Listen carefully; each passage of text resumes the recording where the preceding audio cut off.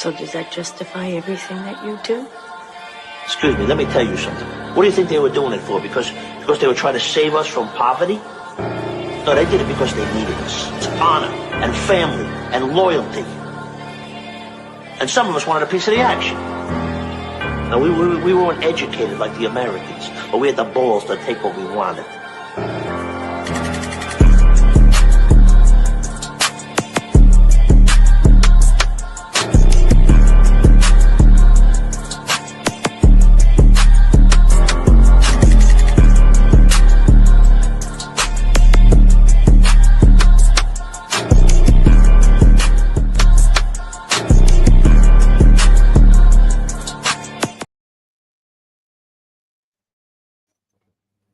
Well, hello again, everyone, and welcome back to another live edition of On The Go, right here on Driving to the Top Productions, where I'm your host, Big Haas, and I'm bringing the sauce. What's up, everybody? Hope you guys are enjoying your hump day. It is Wednesday, August 6, 2025.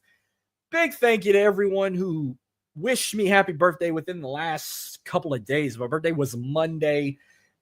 Thanks for the phone calls, the texts, the voicemails, the posts on Facebook, on X, the Snapchats, Instagram, you name it. Thank you, everyone. Y'all made my day special. And I'm in my Jerome Bettis years now, and I'm so hoping it's a good one. So big thank you to everyone who's still wishing me birthdays today. You know what to do. Hit the like button. Hit the subscribe button. You can find me on X at Big Haas 337. You can find me also on Facebook and Instagram. This show you can find on X and Instagram at onthego_TXLA. Subscribe to my YouTube channel at Marcus on the Go. And last but not least, Driving to the Top Productions. You know where to find them. Subscribe to them on YouTube. Follow them on Facebook, Instagram, and on X at Driving to the Top. And of course, this show is sponsored in part by Rogue Energy, your number one sports gaming drink in America. Whether you need energy, hydration, or chill, Rogue Energy is the place to go. And I'm going to help you. Go to rogueenergy.com or download the Rogue Energy app on any mobile device. Use my promo code right there, OTG, to get 10% off of your order. Such good stuff. I need to make another order coming. And if y'all want to try it, there's your key, your ticket right there to help you out. OTG is that promo code, and I can help you save. Proud sponsor of On The Go. And I got an exciting show for you guys, so we're not going to waste any time. So I feel like majority of the show, I'm going to keep it in H-Town, but I got a little things outside of H-Town, not in the other parts of my area codes I cover, but I can guarantee you majority of tonight will be in H-Town. So let's get this ball rolling. Let's take it to the three.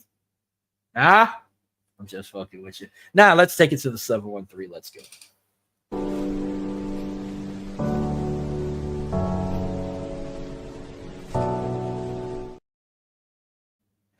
So our first main topic in H-Town for the 713. I got one more college team left to predict. I've been enjoying previewing all the college football teams I'm going to be covering on this show, where I'm only doing 5. Down in New Orleans, I'm covering Tulane. Of course, in the 225, the greatest college football program of all time, LSU. 2 in my neck of the woods of the 337, I'm going to cover the Raging Cajuns and the McNeese Cowboys. But in H-Town, I'm going to cover the U of H, University of Houston, Cougars.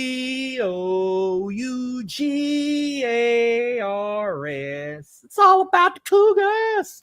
It's all about the Cougars.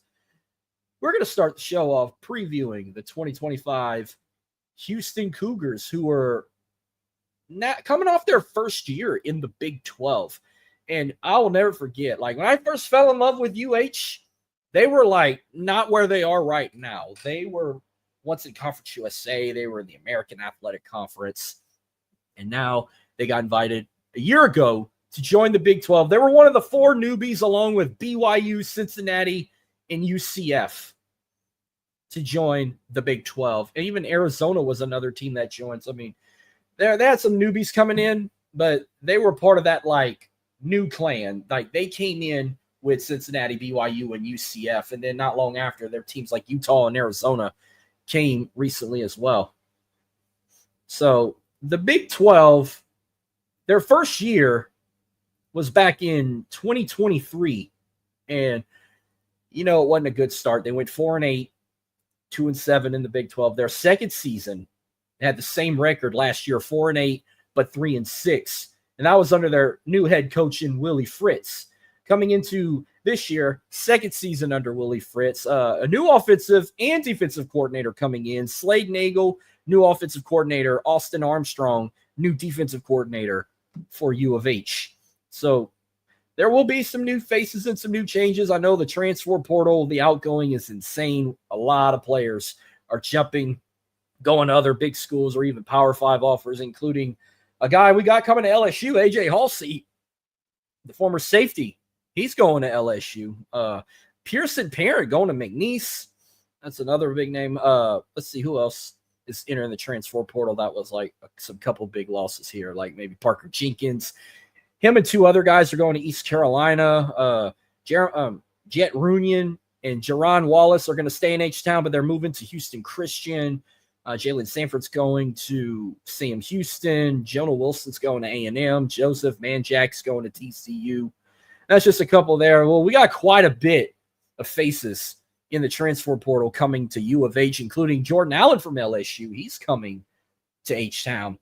By the way, the starting lineup for the Cougars are going to have quite a bit of returns. So on offense, they're returning 5 starters are returning on offense. I was looking at defense. They run a spread offense. So making their return on offense, you got from wide receivers, Kobe Young and Stephon Johnson, left tackle David Nugwick, center Demetrius Hunter, and running back Rashawn Sanford are making their returns in this one. A couple of these were redshirt guys, but Rashawn coming into sophomore year, Stephon Johnson, Kobe Young. I think Stephon's going into senior year. Kobe Young, I think he was a redshirt freshman, and now he's officially going to be a starter.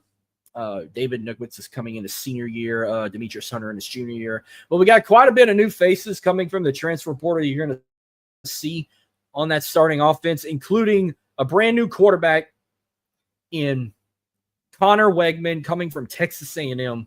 Could be a key player for this offense, for this spread offense. So we also got another wide receiver coming in, Amir Thomas, the junior transfer from UAB. Also at left guard, we got senior Jason Brooks Sr., who started his career at Oklahoma State, and he went to Vanderbilt. So he's in the SEC for a little bit. Now he's coming to Houston to play for there. Two more new linemen. We got Matthew Wyckoff at right guard. He started his career at Cal, but he's not coming too far. He's coming from Texas A&M. And then we got Dalton Merriman at right tackle. He's been in the transfer portal quite often. He's Texas kid. He started with Texas Tech. Then he went to junior college, went to Blinn College down there in Brenham, Texas, and took his talents to Tarleton State down there in Stephenville. And now he's coming to U of H to finish his year with the Cougars. We also got a new tight end, a senior Tano Kazoliel, if I said his name right. He's coming from Ball State. And that's it for the tight end spot. A couple other players you might see get some playing time on offense. You might see like Harvey Broussard III at wide receiver. Alvin Ebicel could be playing lineman a little bit. McKenzie Agnello. Luke McGarry also could be playing tight end a bit. And Dean Connors.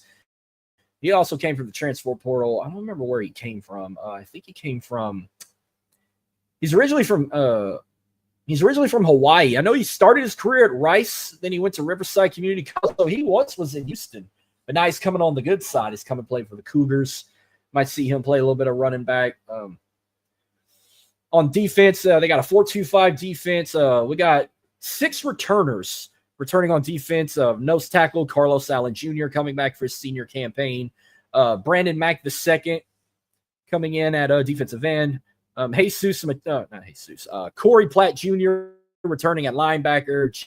J.D. Rhyme at linebacker. Kentrell Webb returning in his junior year at safety, as well as Latrell McCutcheon Sr. coming in his senior year as well in the defensive backfield. But we got 5 new faces from the transfer portal coming in on defense, including at defensive end, senior Eddie Walls III. The Miami boy started with FIU, and then now he's coming from Bethune-Cookman. We also got defensive tackle Khalil Lafau out of Washington State. He's going to be playing at defensive tackle there. We got middle linebacker Jesus Machado coming in from Tulane. So he's not from Louisiana, but he is coming from Louisiana. He played there recently. Blake Thompson coming in at safety. He started his career at Louisiana Tech, then transferred to Iowa State, and he also came from Blinn College. So he's not moving far from the Lone Star State. And then finally, we got Rook Brown, a senior defensive back from Wyoming. He's going to play in that spot as well. Meanwhile, on special teams, returning ones, got Liam Daughtry, Jacob Garza, Jake Sock, and Makai Muse. But also coming in, we got Ethan Sanchez from Old Dominion, the new place kicker. You might see him doing kicks for punt, or that could be Liam Daughtry, but Ethan Sanchez, he'll be the ones for kickoff. So that's going to be your two kickers right there. That's about what your starters are going to look like for special teams and on defense. Back to the defense, we might see a couple guys like Darius Washington, Xavier Stillman, Xavier Tibbs, Latrevion McCutcheon, Jalen Garner, Christian Brathwaite, Jamal Shaw, all of them making their returns. Might see them get some playing time. A couple other guys from the transfer portal might see some playing time like C.J. Douglas, Jordan Allen, Will James, and even Mark Stampley II. Could see those guys get some playing time as well for the Cougs. Meanwhile, their 2025 schedule, hopefully it won't be as rough as it's been the last couple years. Only thing I can guarantee you, their first 4 games of the season have already been set with times and networks, and then another game later in the season. Network has been official, but no time yet. So here's how it's going to look now. They're going to kick off their season week 1. They're going to start super early. They're going to have a Thursday night matchup at home. Now it's a brand new name. So, for many years it was called TDECU Stadium. There were rumors they were supposed to get a new stadium name. I don't know if this was a fuck up. But they were saying their new home is now called Space City Financial Stadium. I don't know if that's official yet. But they said once the season starts, it's going to be officially changed. So that's been an unusual name, TDECU Stadium. But as of right now, it said the stadium would be renamed Space City Financial Stadium beginning within the 2025 season. So it won't be long before they get that name change. By the way, I got some cool images to show y'all that involves the Houston Cougars as like a welcome to the Big 12, like a little late GIF. I'll bring that up in a bit. But yeah, they're opening up their season at home with Stephen F. Austin, the Lumberjacks from the Southland Conference.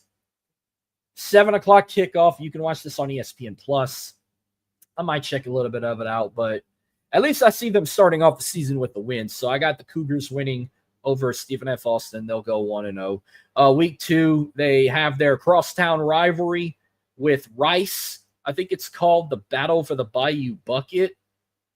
I remember they used to play for like some trophy. I thought it was like the Bayou Bucket or something like that, or the Bayou Cup. I don't know, but the Houston-Rice rivalry is like, yeah, it is for the Bayou Bucket. Here's a little back history. They first met in 1971. Houston won the game 23-21. Houston won the last meeting 33-7. They've had 46 total meetings. The Cougars lead this rivalry 34-12. So that's pretty huge. They have won. Now, the last time Rice won, I'll never forget the double overtime loss in 2023. But within the last, I'll say, like 10 meetings, Houston won like 9 out of 10 or 8 out of 10. Yeah, they won out of the last 10. They've won 8 out of 10. The last time Rice beat them in Houston was, to be honest with you, back in 2001. Back when they played at the old Robertson Stadium. There was a couple times they played this at a neutral site. You know, they've done it at NRG Stadium quite often, which that kind of, I think they've only played in NRG Stadium maybe like 3 times. Rice has won the first time they played over there in 2004. So Houston has won twice at NRG Stadium. I'm shocked they're not playing this at a neutral site. I mean, I don't know how personally big this rivalry is. I know they don't like each other. the town's like split. Like one half of the town bleeds red, white. The other half bleeds navy and silver. The only thing positive I can say about Rice is Rice used to have a dominant baseball program back in the day. But when it comes to football, I don't know when was their last successful season. I know last year they went 4-8 and 3-5 in the American Athletic Conference, but coming in this season, I do have Rice starting off 0-1. They got to open up with the Raging Cajuns, and I gave them a loss against UL. So that being said, I mean, this could be a close game. You know, these teams don't like each other. They're not far from each other, the campuses.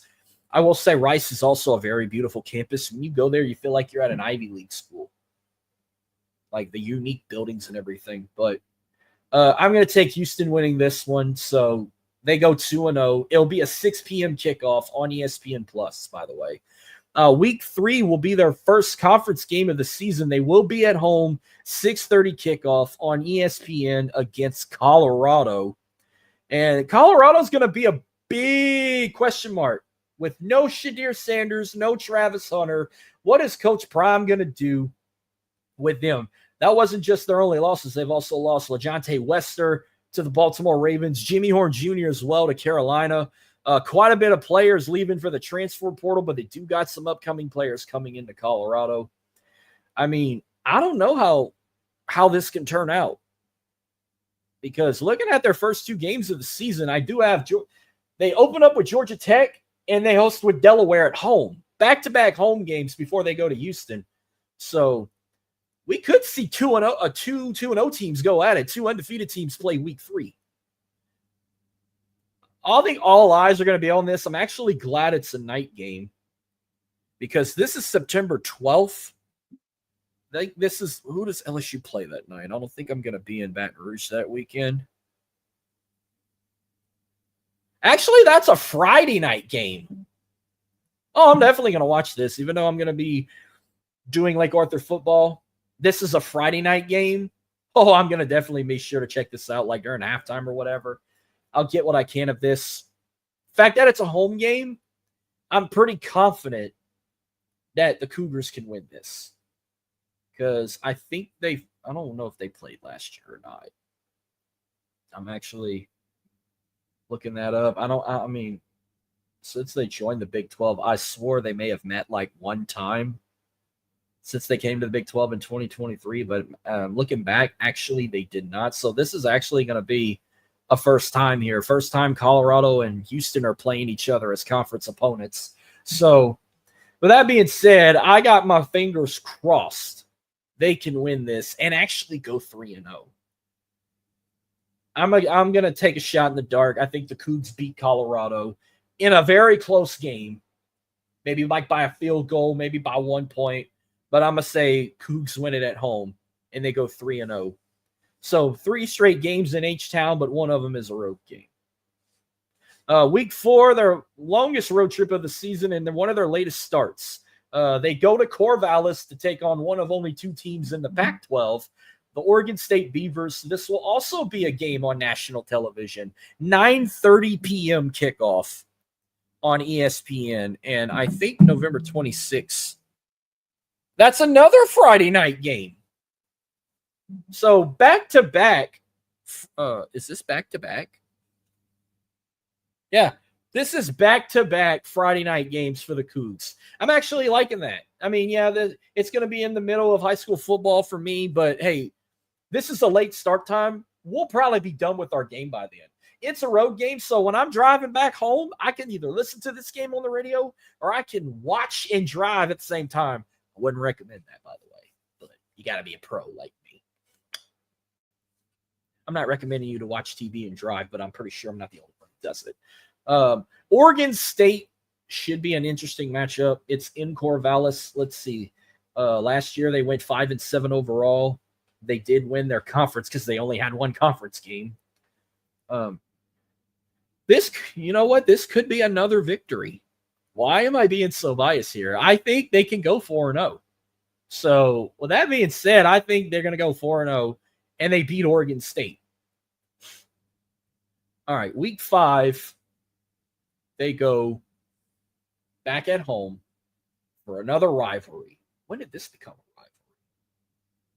They host Texas Tech, their second Big 12 matchup. Let's look at the back history of this rivalry. They first met in 1951,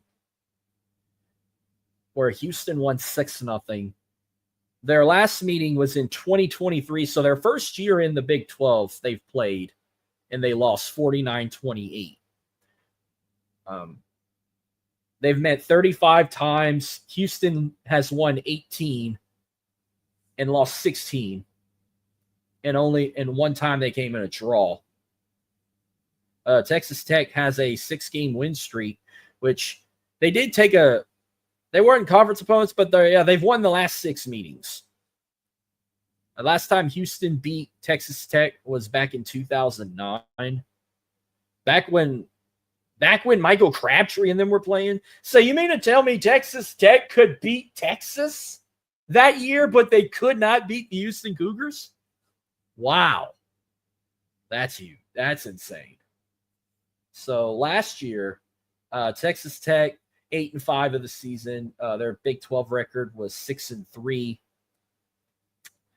Texas Tech could be a sneaky team right here. And I'm just going to go off a limb and say if they take an L for the first time this season, I'm going to say it's probably going to be with the Red Raiders. So I'm just going to go off a limb and say Texas Tech wins this game, and they'll take their first loss of the season, and they go 4-1. I'll go with that.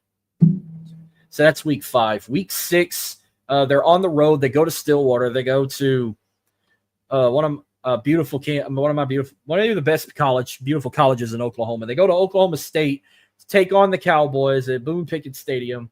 Another conference matchup. Last year, this was not their season. They went 3-9, but they went winless in the conference. So this should be an easy win for Houston.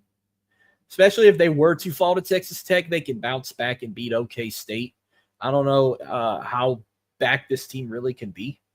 So I would get them a win here and put them at 5-1 of the season. Week 7, they'll be back at home. They're going to take on Arizona, take on the Wildcats, who last year, this was their first year in the Big 12. Last year, they went 4-8, 2-7 in the Big 12. So that kind of gives me momentum. I think they can win this game as well. So, and it's a home game. I don't even know when homecoming is for UH, but I got them winning. If this is their homecoming game, they'll win this one. From one Arizona team to another, then they go play a tough Arizona State team, the defending Big 12 conference champions. What a season Arizona State had last year. 11-3 overall, 7-2 in the Big 12. They won the Big 12 championship. They got to the college football playoffs where they only lost by 8 points in double overtime to the Texas Longhorns. And they got a very talented team, and they got quite a bit of guys returning, and they got a bit of guys coming from the transfer portal. Plus, it's in Tempe. Mountain America Stadium, what kind of fucking name is that? I still call it Sun Devil Stadium. To me, that will always be Sun Devil Stadium. But they're going to make a trip to the desert for their second L of the season and their second L in the Big 12. So I got Arizona State winning this game, and they'll fall to 6-2. 6-2 of the season. Week 9, they're back at home. They take on West Virginia, who another team you kind of better watch out for. They went 6-7 last year, 5-12 in the conference. I wonder, what's the last? Did they ever play West Virginia since they joined the Big 12? Let's see. This might be a first time as well. And nope. Actually, the last time they played, Houston beat them 41-39. They beat them in Houston. So that's good to see. And if I were to go to a UH game this season, I'm really planning on it. This is the one I want to go to, especially since LSU will have a bye week. if I don't go watch McNeese play Northwestern State, this is actually the game I want to go to. I want to go watch them play the Mountaineers of West Virginia.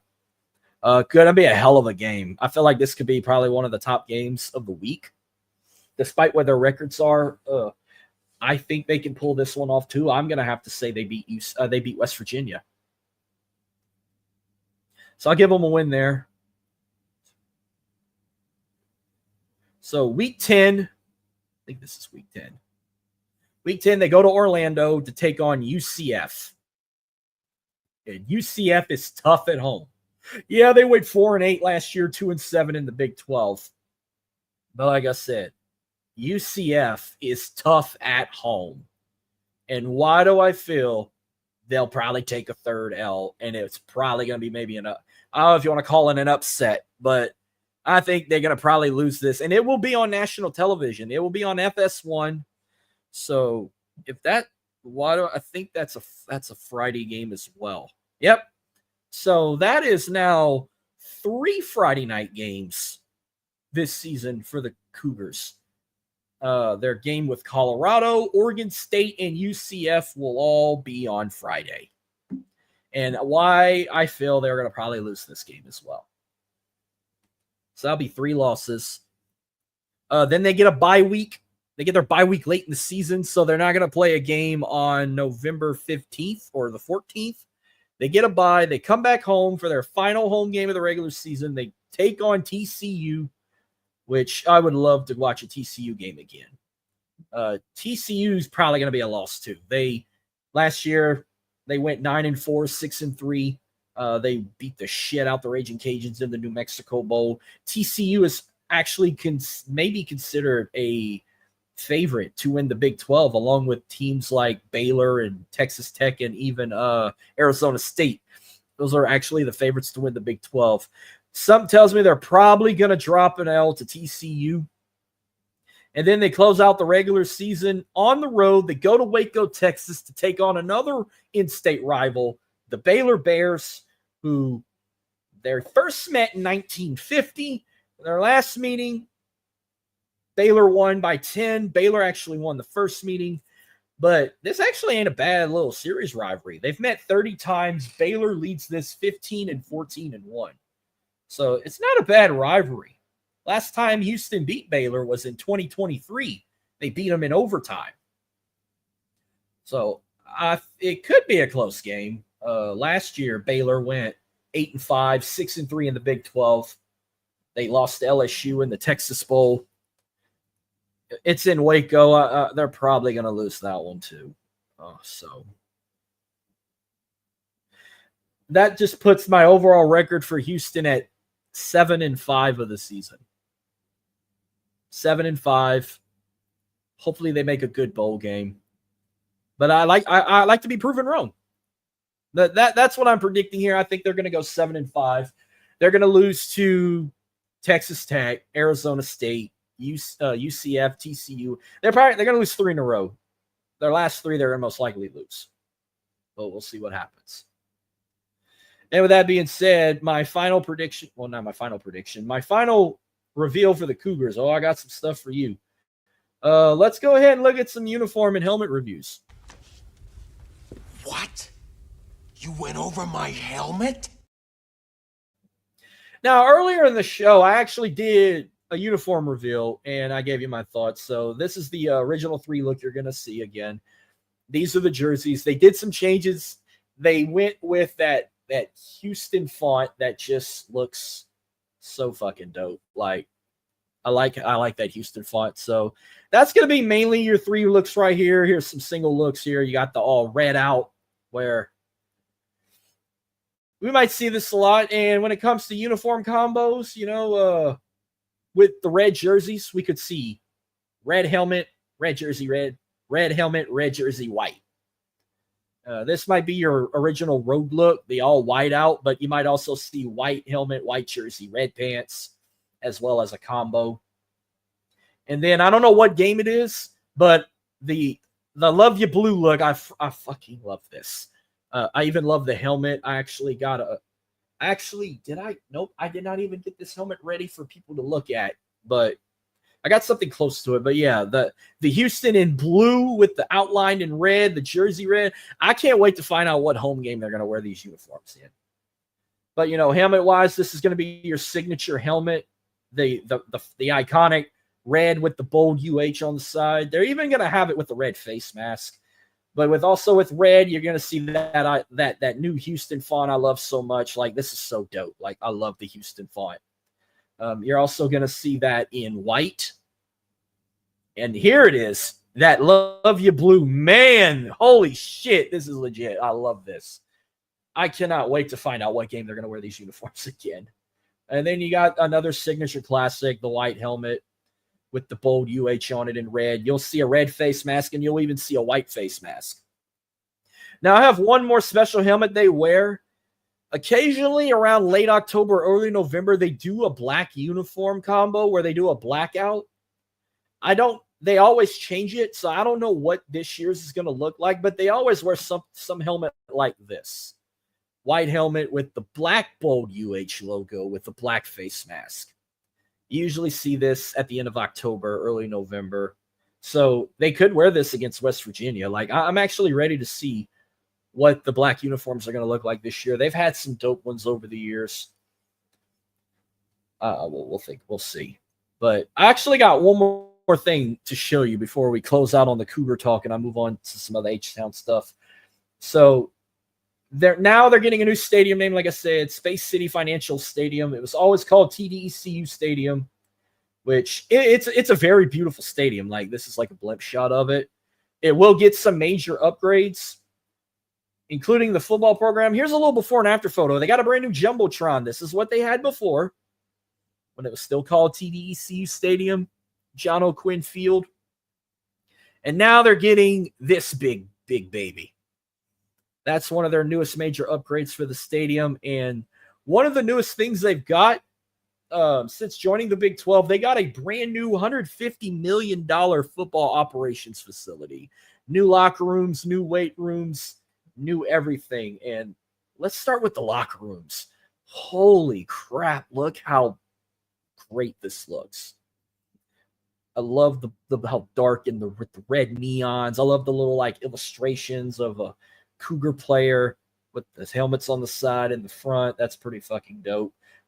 This is their weight room, like state of the art. Like, this is the red and white. I love the black, like the black turf for like skills drills and speed drills and whatnot. Their little weight stations. Here's like another shot of their weight room. Like, this looked like the entranceway to the operations room, or like right when you come in, you're gonna see that big old Cougars and Big 12 logo, the Nike swoosh, and that alternative Houston helmet with that Houston-ass badass font. I love that. And then here's a little image of the Players Lounge. Like, look how classy H-Town that is. Like, DJ Screw would approve this. Fat Pat would approve this. Big Mello, Big Steve, rest in peace. Pip C, rest in peace to all them H-Town legends. They would approve this. Like, this is legit. A little late, but it took them like 3 years to build this since they got accepted and joined the Big 12 a couple years ago. But I'm looking forward to seeing what my neighbors in H-Town can do this season. I predicted them 7-5. Let's hope they can do better. But before I get to some Astros talk, I wanted to share this real quick.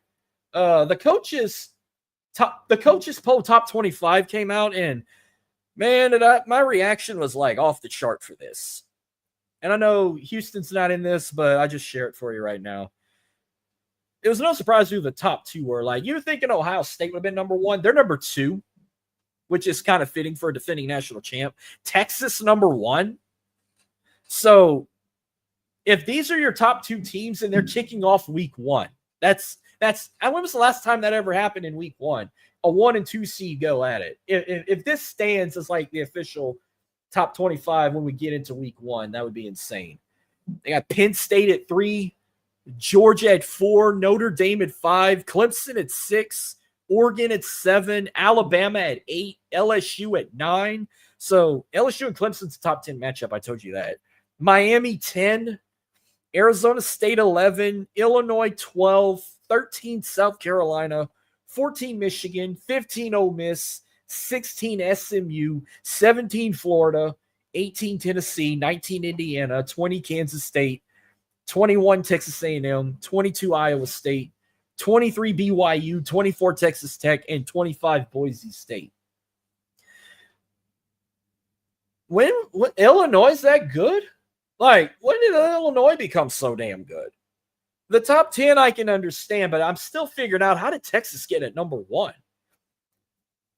I can believe like Ohio State number 1 and maybe like Georgia number 2 or Notre Dame in the top 5. How's Alabama at number 8 with the season they had? They had 4 fucking losses. And they're somehow in the top 10? And you're ranked 1 above LSU? I get teams like Arizona State, Michigan, Ole Miss, those teams. Indiana deserves it in there. SMU, I'm shocked, still in there. Florida, which they said Florida could be a potential like playoff contender. Tennessee, but team like BYU, Kansas State, how are they in there? Boise State, I'm shocked, made the last cut after losing Ashton Jenny, but I'm hoping that they can have another magical season. And then the rest, like A&M, Iowa State, and Texas Tech, they deserve it too. So that was the coaches poll top 25 they revealed. But I want to keep myself in a good mood here in Houston. Let's do some Astros talk. Despite getting swept by the Boston Red Sox, they did win a 2-1 series with the Miami Marlins. At least they won on my birthday. I'll give you that. They won big on my birthday. They won 8-2. Let's see this game real quick. They had 38 at bat, 8 runs, 11 hits, 8 RBIs, 1 base on ball, and 7 strikeouts. The pitching crew in 9 innings had a total of allowed 7 hits, 2 runs, 2 errors, 2 base on balls, 10 strikeouts, 2 home runs, 156 total pitches, and 98 strikes. Jason Alexander was on the mound in 6 innings where he had 3 hits, 1 base on balls, 6 strikeouts on 97 pitches with 60 strikes. His ERA was 5.97. Hector Neris closed out with 2 strikeouts on 16 pitches with 10 strikes with a 5.76 ERA. As of right now, the Astros are 64-51 of the season. They're still first in their division in the AL West. They're still third in the American League, and they moved up 1 spot, 7th overall in the league. Big series coming up this weekend. They go to the Bronx, take on the New York Yankees, which this might be the only time we might see them play each other this season, unless by some miracle they meet in the playoffs. Because the main question lately was, are the Yankees cooked? Ever since Aaron Judge got injured, but Aaron Judge is coming back, but he's only coming back as a designated hitter. And when it comes to leaders, whether if it's home runs, batting average, or RBIs, you got Aaron Judge all the way down the list for the Yankees. He leads with 37 home runs. His batting average is .339. It leads in RBIs with 85. That's also his leads in batting average as well. His OBP is 446. His SLG is 702. He also had 37 home runs this season as well. And that's against guys like Jose Altuve leading in home runs for the Astros with 19 home runs, 59 RBIs, and his average is .280. Jeremy Pena leads in batting average with a .324 with his OBP at 379 and his SLG at 494. And Christian Walker leading in RBIs with 61 with his average at 238 with 16 home runs this season. The Yankees are currently 61-54. They're 3rd in the American League East, 6th in the American League, 12th overall in Major League Baseball. They've won only 1 of their last 5 games, so they lost 4 in a row, but they were able to close out a series win with the Rangers. So far this season, Yankees have had a total of 584 runs, 970 hits, 181 home runs, and 1,010 strikeouts. Pitching battles this weekend, which they predict the Yankees win two out of 3. And I said on open mic, we were talking about, are the Yankees cook? And I said I'm not gonna say until I find out how this weekend goes, because all 3 games are gonna be televised. 1 game on Roku. I think Friday night's games on Roku, Saturday's games on MLB Network, Sunday, if you got the Space City Network like me, you'll be able to watch it there. Friday's game, we got Hunter Brown taking on Cam Schlittler. So Hunter Brown is 9-5 as a starter, making his 13th start. His ERA is 2.47. 131 innings pitched this season with 90 hits and 155 strikeouts, 39 base on balls and 12 home runs, where Cam Schlittler 1-2 as a starter, which is not too good, making his 4th start. His ERA is at 4.58. He's pitched 19 innings with 22 hits and 21 strikeouts and 11 base on balls with 5 home runs. Saturday's game, I feel like we're predicted to lose Saturday, but with this pitching lineup, we better win this. It's Colton Gordon versus Luis Gil. I'm going to start with Gil here. Gil's only making his 2nd start for the Yankees. He lost his very first start. His ERA is 13.50. That is atrocious. He's only pitched 3 total innings where he had 5 hits and 3 strikeouts and 4 base on balls. That is some bad numbers for Luis. Colton Gordon, on the other hand, he's making his 9th start. He's 4-4 as a starter. His ERA is 5.27, which, I mean, that ain't good numbers either, but it's better than 13.50.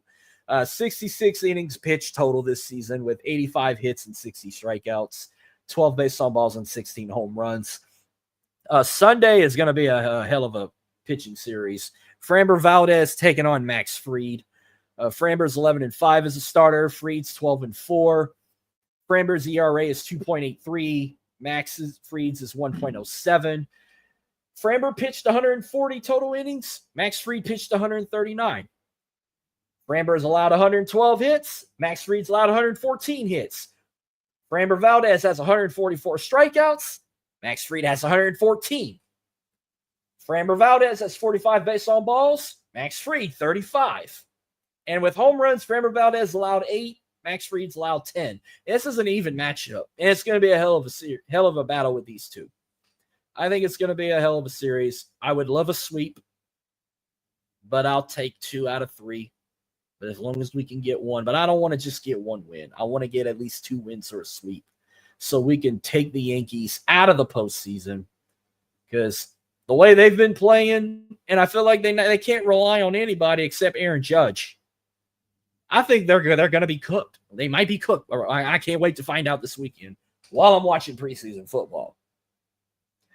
Well, I got one more thing Houston related.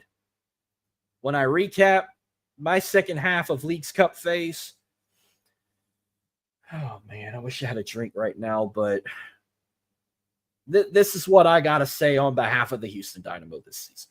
There is no passion, there is no vision, there is no aggression, there is no fucking mindset in this football club. Nothing is there. What the hell is there in this football club? Tell me now. It's fucking atrocious. This club is a boil on the ass of life right now. You just lost your final league phase game to Pachuca, who might be the best team in Liga MX right now. They lost 2-1. You're dead last in the MLS side of Leagues Cup. We already know they're done. They might be done for the season. Do I need to get started with what they got left for the month of August? Saturday, they go to Austin. Probably an L.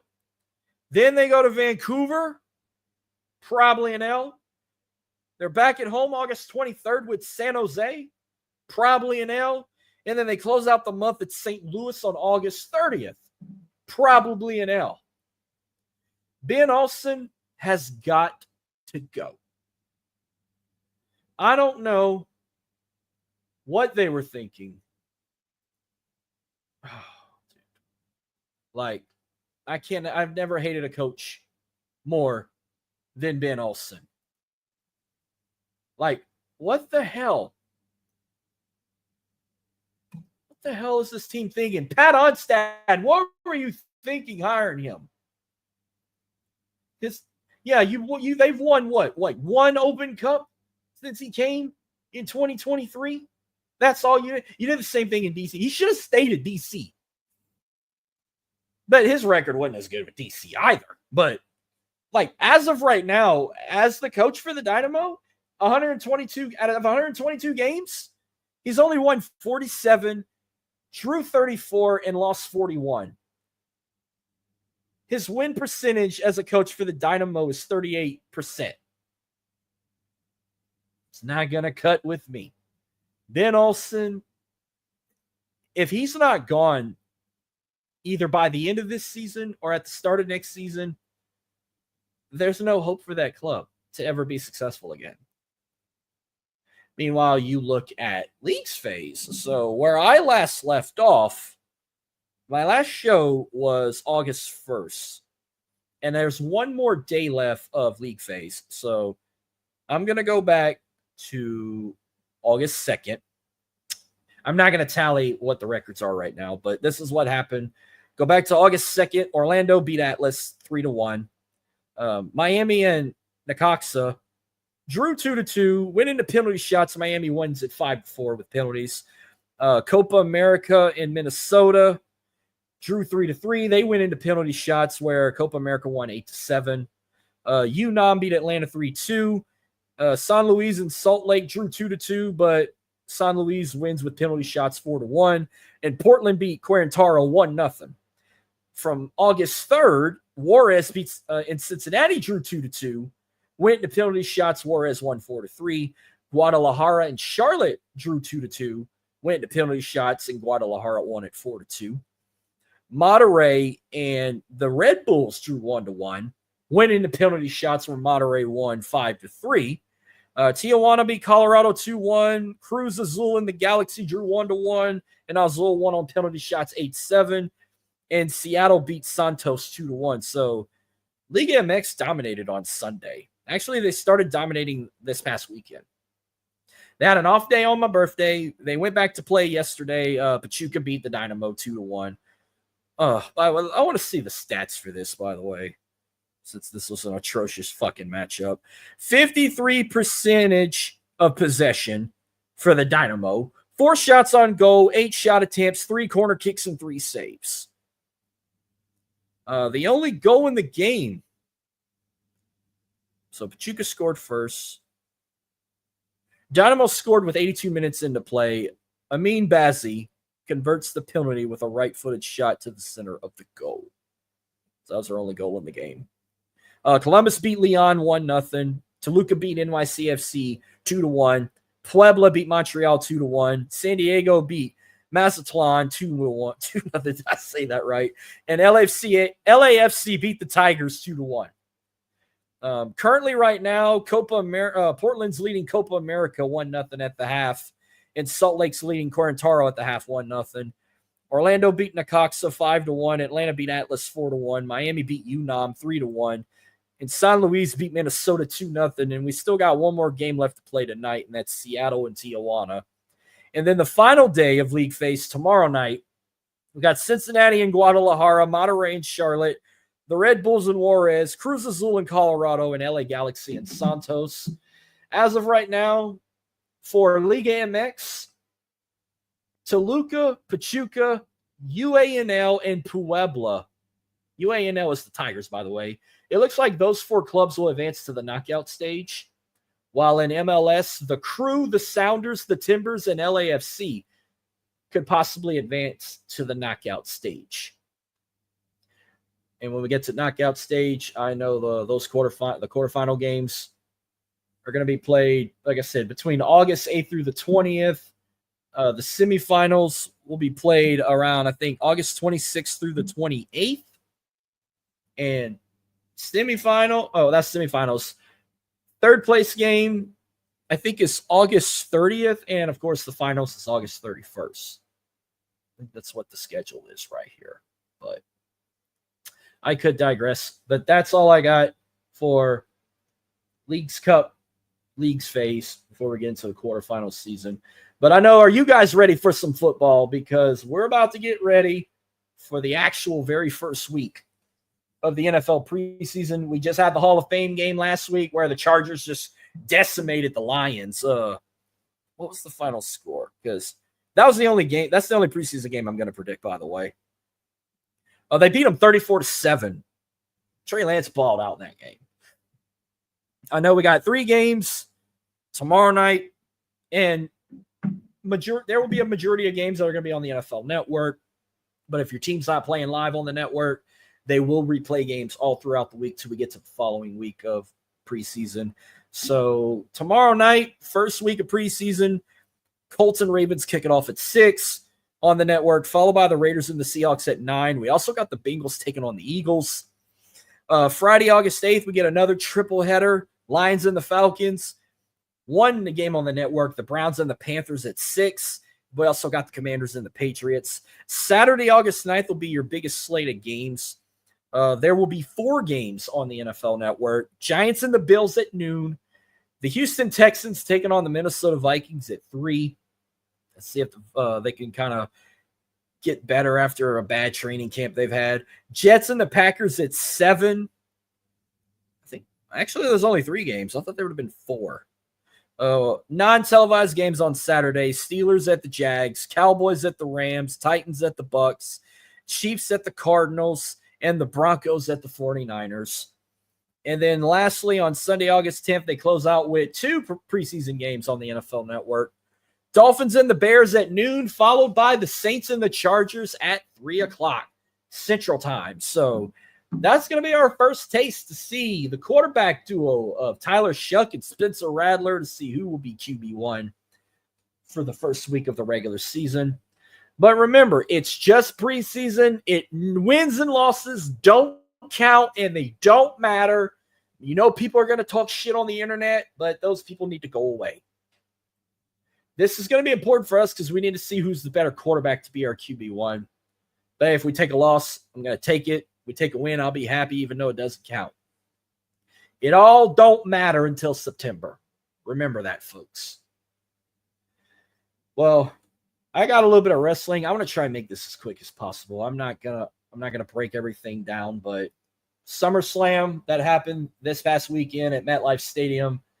Night 1, the attendance was 53,161. Night 2 was 60,561. With a combined attendance of 113,722. How do you go from having 80,000 for WrestleMania, but you get to 60,000? But I know, but they had a lot of nosebleeds curtained off on the hard cam side. I get it. All I'm gonna say is night 1 was dog shit, but it got saved by a moment. Night 2 was a lot better, but overall, the SummerSlam was kind of. It was all right. There were some shocking surprises. My record was fucking horrific.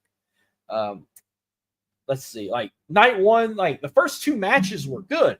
Roman Reigns and Jey Uso beating Braun Breaker and Bronson Reed. Great tag match. Led by Charlotte Flair and Alexa Bliss, defeating the Judgment Day's Raquel and Roxanne to win the women's tag titles. Another good match. But it went to shit after Sami Zayn beat Karrion Kross.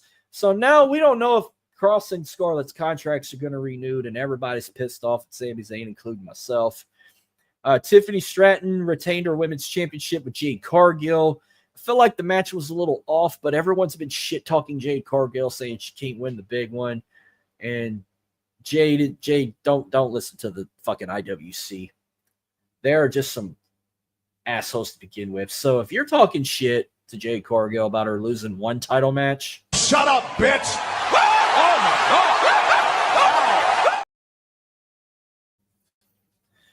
Drew McIntyre and Logan Paul beating Randy Orton and Jelly Roll. That was just a last-minute audible they called. I can't remember the last time a celebrity lost a match. They were supposed to win, and then Triple H called an audible and said, no, we're going to let the heels win. So that was – I wonder what the Vegas odds were for that. The original main event, CM Punk defeated Gunther to win the World Heavyweight Championship, but it closed out with Seth Rollins. I knew it. I knew he was faking that injury. It was not that big of a surprise, but it was like a holy shit, what a moment. He dropped the crutches, took off the knee brace, screwed CM Punk, cashed in his Money in the Bank, wins his 2nd World Heavyweight title, combined 6th world title, because he's a 2-time WWE champion and a 2-time Universal champion. Wins the big gold belt 2.0 for the 2nd time, becoming a 6-time world champion.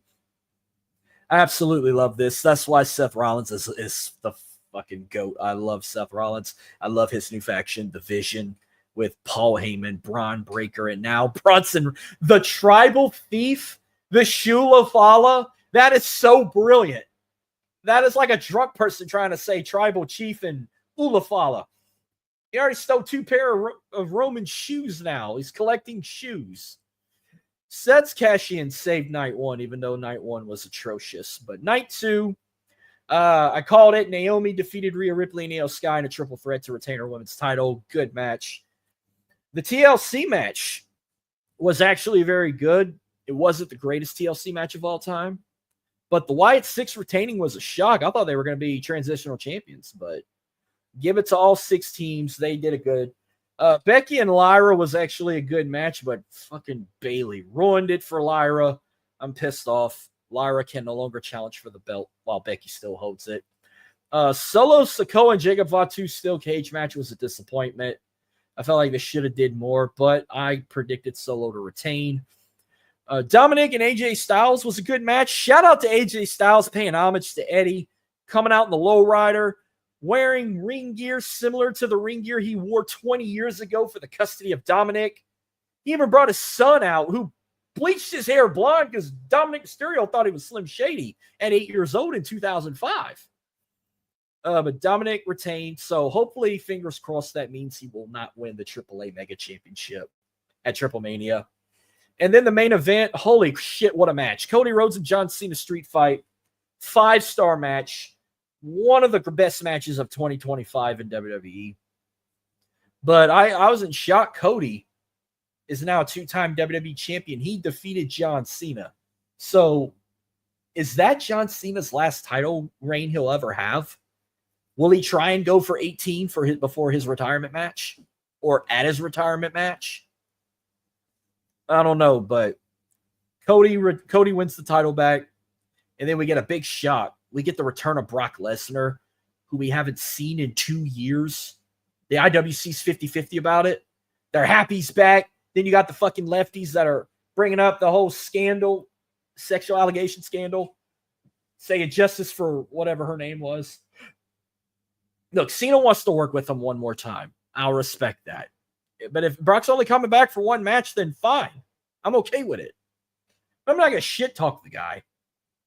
And then people are already predicting like, oh, that's why SummerSlam's in Minneapolis next year for his retirement match. You don't know if he's going to retire. I hope he don't, but we haven't seen him lately. But whether if it happens in Clash in Paris or not, I'm looking forward to seeing Cena and Brock Lesnar one last time. Hopefully they can hit it out the park. All right, I got one more topic. This was actually groundbreaking news that happened this morning. It's WWE related, but within the last few years, when they launched the network in 2014, if you had a network account, you could watch all the PLEs, the library, look at all the classic Raws, SmackDowns, or whatnot, or WCW and everything. Even all those other promotions, you can watch like flashbacks of ECW, World Class Championship Wrestling, all that stuff, all the like documentaries from WWE 24 and everything for just $9.99. And then they got the deal with Peacock. What was it? Like in 2019, they switched to Peacock or something like that. Well, in 2026, they got the deal with Netflix. So now like they took Raw for Peacock. Raw's on Netflix. But if you're on international, you watch all the PLEs on Netflix. But if you're in America, you can still watch them on Peacock. But in 2026, WWE Premier Live events will be airing on ESPN platforms, including the big 3. So I guess they're not including Survivor Series, one of the biggest shows of the year. They said including WrestleMania, SummerSlam, and the Royal Rumble. Now, the internet was buzzing about this because, like ESPN Plus account is pretty high. People were bitching and complaining about, then they're going to drop Peacock. There's no reason having it. Or they're saying, I'm going to be done with WWE. It's greed. It's all about money since they sold their soul to TKO and whatnot. Look, I was going to come and roast those kind of people, but I had to do my homework on this to make sure I got all this correct. According to what I've read, and I was right. I don't have to worry about this, but I'm going to just say this now. If you have an ESPN account, ESPN Plus, all that shit, Or if you got it through your cable provider, like DirecTV, Dish, Hulu, YouTube TV, Comcast, whatnot, you don't have to pay that extra $30 they're going to charge for pay-per-view. That's for non-customers. Here's another way I'm going to explain it. Let's talk about the TNA Plus app. You can pay I think it's like $10 or $15 a month. If you got the TNA Plus app and you have an account, however much you pay a month, you get the entire library. You can watch live editions of Impact, and you get all the TNA Plus events for free and the pay-per-views. Now, if you don't have an account, you can still buy the pay-per-views, but you buy them for $30, and you can buy the TNA Plus events for $10. It's something like that. See, I once had that account, but shout out to a good buddy of mine, Graydon. I've done some TNA talk with. He told me there's no need to have the account. If you subscribe to TNA on YouTube, you can catch all the TNA pay-per-views from the past for free. That's the only reason why I had the app, to go back and watch TNA pay-per-views. So I kind of saved myself some money and dropped that. I don't even have to drop Peacock or anything. By the way, I love having all these streaming devices. I watched a lot of my shit through that. I only got ESPN Plus so I could watch all the college football games I want. But I'm paying where I have that bundle with Disney Plus where it comes with ESPN Plus and it comes with Hulu. But Hulu's about to be out the window. Disney about to get them out. So it's like I'm kind of paying it once a year. Whatever I'm paying once a year on Disney, it's including ESPN Plus. So it's not going to affect me. I'll get to still watch all these pay-per-views I want. I'm just waiting to find out what's going to happen to the WWE library. Is it getting out of Peacock? Are they going to move it to Netflix? Are they going to put it on the ESPN app? That's what I'm waiting to find out. I'm good with the pay-per-views being on ESPN Plus. Now, unlike UFC, I'd have to still pay like fucking $100 for that. But do what I do. Do what a lot of people do. Get you one of those jailbroke apps where you can watch all the free wrestling pay-per-views you want. I have one, but I only use it for AEW and TNA. I don't use it for WWE. I don't need to. And I definitely won't need to in 2026. But if you complaining about money and saying, oh, it's going to be too expensive, I'm already paying for this and that, get a jailbroke app and watch, get a Fire Stick. I don't know. Do fucking something. But a lot of people don't know what the fuck they're doing. And they don't know what the fuck they're doing. Do you understand that? They don't. But I think I did enough yapping for the night.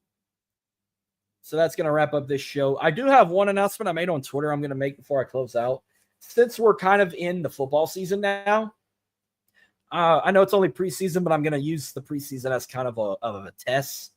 But officially starting like week 0 of college football, which is actually in less than 2 weeks. I'm going to be going live every single Wednesday night at 9 p.m. right here on Driving to the Top Productions, my YouTube channel, my Facebook page, and on X to recap previous week of football and predict the upcoming week. That'll be every single Wednesday starting tonight all the way till we get to the Super Bowl. Every single Wednesday. Now, when I was looking through the scheduling of the months, yes, Christmas Eve and New Year's Eve also falls on a Wednesday. So when it comes to holidays or personal reasons, like if I get invited to be on other shows, like I'm probably going to be back on Under the Lights in October, those type of days, I'm going to do a show on a Tuesday night instead. Now, maybe in between, I might do a bonus episode. Like I will drop another live stream Saturday night at 8 p.m. I'm bringing a guest on. Shout him out, Jordan Taylor from Under the Lights. I'm bringing him on to talk high school football in Louisiana, talk about the history of his show and everything, how the journey, how they get everything done, the team, the crew, everything. So be on the lookout for that this coming Saturday. But I can guarantee you at least once a week you will see me on here, and that'll be every Wednesday night at 9 p.m. to talk mainly my football stuff. And then, like, you know, I'm always wearing shirts of colleges and teams I support on this show. If that team wins, judging by their performance or whatever, I'm going to wear them. If your team loses, I'm not wearing. If one of them teams loses, I'm not wearing them that week. So LSU, McNeese, Tulane, UL, Saints, and the Texans, y'all on notice for that. You win, I'm going to compare the wins. Whoever I thought had the best week, I'm wearing you in victory. If you lost, I'm not wearing shit except talking shit about you for your loss. Oh, man, this is going to be a fun football season, and I'm actually going to complete this. I'm not going to drop this show and go jump to some stupid other network like a mistake I've made before. Nope, I am sticking to this. That's my story, and I'm sticking to it. And this is my show, and I'm sticking with it. Thank you guys for tuning in. God bless y'all. Love, peace. Remember, Driving to the Top Productions. Follow them at Driving to the Top. Subscribe to them on YouTube. Follow them on Facebook and Instagram. Great people, great content. Catch us every Tuesday night on Open Mic Night. And they got shows every day throughout the week. Just, you want to check them out. I gave you all their handles. You know where to find them. As for me, thank y'all for tuning in. I know everyone's going back to school. I hope you all have a wonderful school year, whether if you're going to pre-K, kindergarten, elementary, junior high, high school, college, whatever, trade school, whatever. A new school year is approaching. I hope everyone has a wonderful and safe school year. And we're getting ready for football season, man. I'm so excited. I know you guys are. That's what August is for, to bring it back. But without any further ado, Big Hoss, love, peace. I'm out. Y'all have a good one. God bless.